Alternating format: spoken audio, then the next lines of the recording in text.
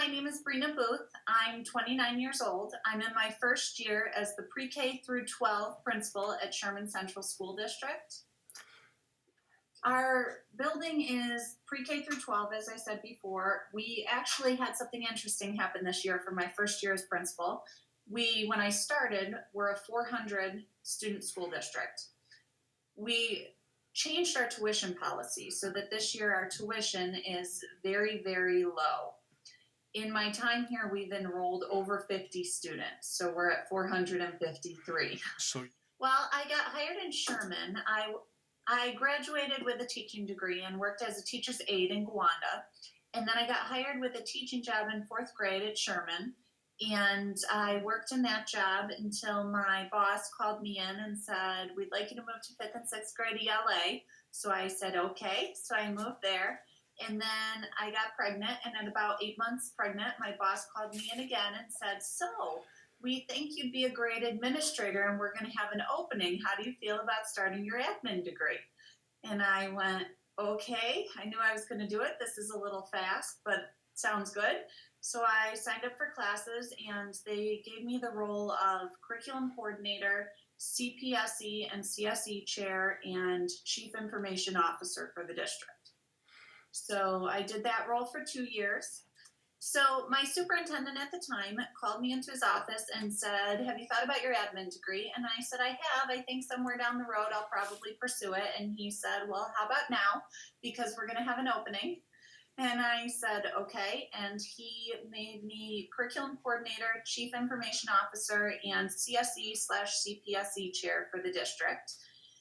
I learned a lot in those roles. I would say that is my biggest tip for a new administrator. Doing a role like that before becoming principal prepared me for this role quite a bit. I understand those roles, so when something goes wrong, I can help. I understand how to work and manage people. It made this a much easier jump for me. I got my admin degree. My superintendent chose to take another job. My principal at the time took the superintendency, and he spoke with me about interviewing with the board for the principalship here. I've grown to love this district and have done a lot of the roles here other than, drive the buses. So I said I'd love to be a principal there, and I love pre-K through 12. So I interviewed with the board, and they granted me the position. What were the skills that you demonstrated to your previous superintendent that encouraged him to recruit you for the principalship? I would say hard work probably would be the biggest one. In my prior role, I took on a lot of initiatives. I'm someone that my husband doesn't love this trait about me, but I think that I can look at things and see how to make them better. And again, Corey doesn't love that, but in a school system, it works well to be able to look at the whole picture and see, okay, what can I do to improve this place? Because I think that's why we all got into education. How can we make somewhere better for our kids? And what is it about the principalship that you did not expect? I think my prior role prepared me for it. I think the thing I didn't expect, I would say when I moved into my prior role, and it's even, I can't think of the word, but it's gotten much bigger in this role, is the amount that people need me. I love being needed, so that works for me, but it's definitely not a role where you can walk in and shut your door and not be accessible. You have to be willing, especially I'm the only principal here, so I have my phone permanently attached to my hand at all times, and that's just in case someone needs me. And do you have an assistant principal? No. I think my experience might be a little different than a brand new principal because I grew up in this system, so to speak. I started in this district when I was 21 years old. This is my 8th year, so I feel I know Sherman pretty well. As a brand new principal in a new place, I would not have approached things I approached this year the way I have. I think it's important if you're a brand new principal to get to know the players and to make sure you know who all of your teachers are on your staff and you know them well, because you need them behind you if you're going to cause real change in a place. You really need to know what the place needs first. You need to take your time, and you need to know who's going to be involved, and you have to get buy-in. So I'd say that's your first step. For me in my role, I already knew the players. I knew the place and I knew what needed to be done. I would say the difference for me and my challenge was helping teachers that I'd worked right next to see me in more of a leadership role. I would say that was my biggest challenge in my transition. What are some of the features of capacity that you think need to be in place if you're going to have a successful school improvement effort? Well, I think you're dealing with people, so I really think people is the most important part. But I think you need data. I think you need the support there for whatever decision you're making. And I think that this isn't so much about capacity, but my main points when we talked about making change that I thought would be good for new students to understand is whenever you want to do a school improvement effort, someone taught me once that because I'm an intense person and when I see an issue, I want to fix it right away. And they said to me, you need to look at it not like you're turning a rowboat, you need to look at it like you're turning the Titanic. So I would say the most important piece as a leader is to see where do you want to go and what are the steps to get there and what are you happy with now? Where's your first piece of the puzzle? So I would say that's your most important part to start any school improvement effort. So I'm a first year principal, and if I had to state my weakness 100% is balance. And I don't do a good job at managing my time between personal and professional at all. Personal always takes a back seat for me. It's probably why I'm in this job. Professional is always at the front of my mind. I have a mother who's also in education, and she has talked to me extensively about that and trying to find that balance. I don't have it down yet. I know for her, she has a time in the evening when she puts her phone down, and I know she tries to find that separation. I haven't found it yet. I would say I work probably, it changes. I have days when I get here at 7 o'clock in the morning and I don't leave until 10 o'clock at night. That usually happens at least once a week, sometimes 2 times a week. The other days I get here at 7:30 and I leave at 4:30. So it changes. The way that I am lucky and have been able to manage it is I have a little boy who's very bonded with his dad, and I have a husband who's very supportive. I don't know how I could do it without those two things. So my position is again a little bit different than I imagine you would find in other districts. In my previous job, I wrote all the grants for the district, which was a huge asset because I learned school finance pretty well. If you're writing the grants, you're dealing with huge amounts of money and you're working very closely with the school business official. That's an asset to me now because now when someone asks me for something or when I want to put forth a school improvement effort, I know where we can pull funds from and where our allowable expenditures are in which grants. So it makes it very easy for me to walk down to my superintendent and say, this is what I want to do. Can I use this money to do it? I would say as far as district funds go, Sherman is very, very poor.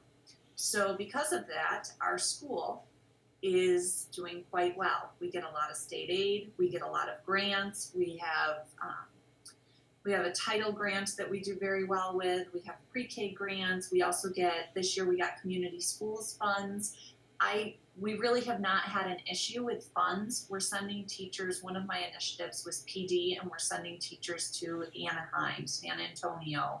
So we're able to find those funds. The hard part is you have to know what's allowable with those funds. So I would say for any new principal, it's important to get to know their business official and get to know their grants.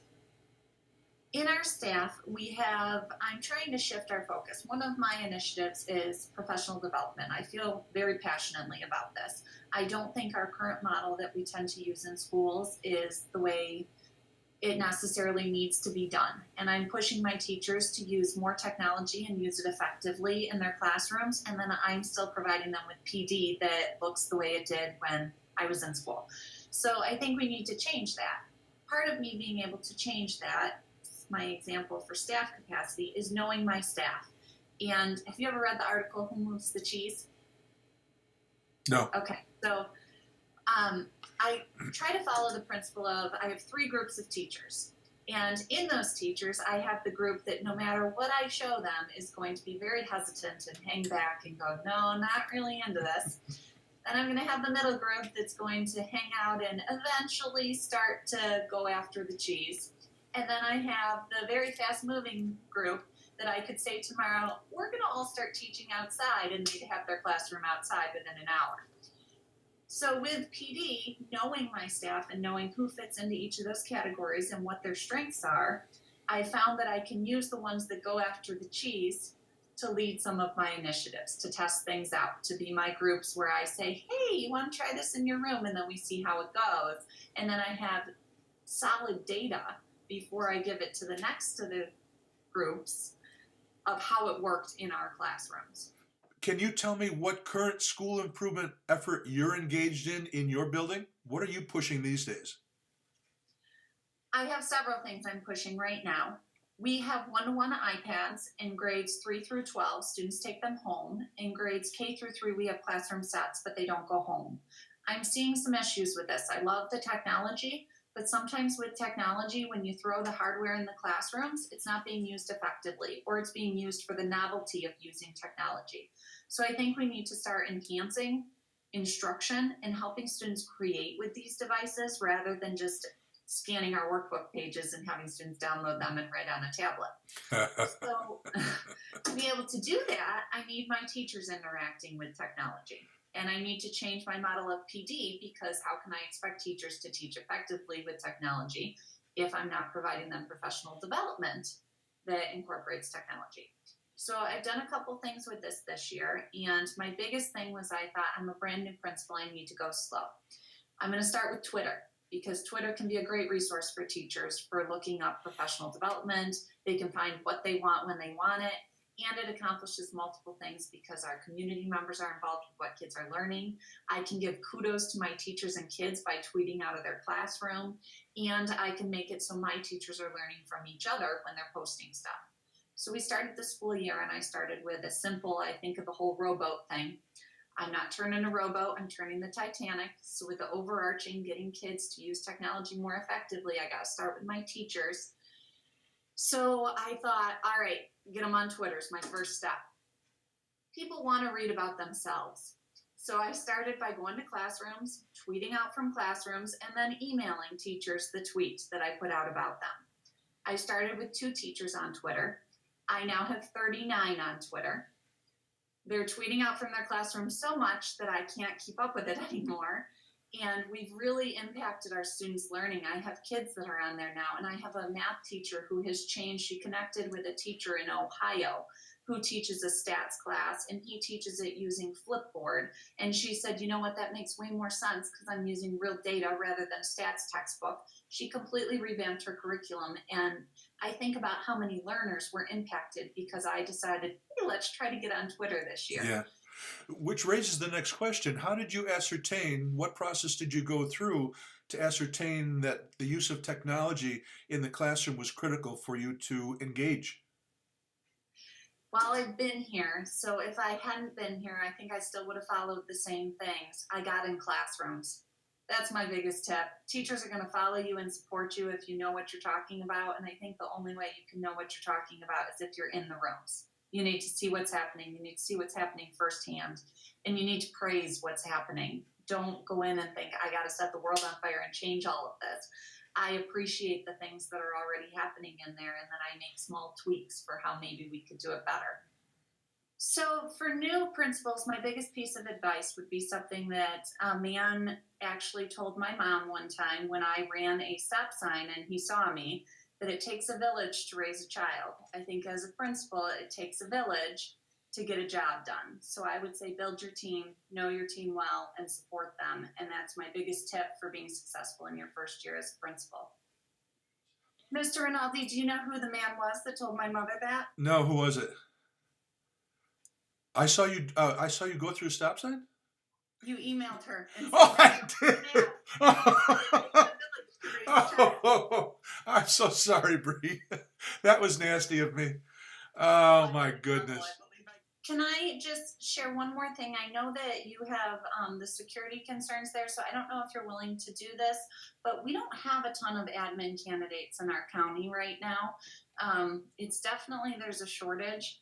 So if anybody wants any help, feel free to give them my email address. I am on Twitter. They can message me there. I want good colleagues. I'm a little scared about that. Okay, my email is B as in boy, OOTH at Sherman.WNYRIC.org. My direct line at school is 761-6121, extension 4802. And my Twitter handle is at BRY Booth. And they can reach out anytime. I'll help any way I can. Thank you. Thank you.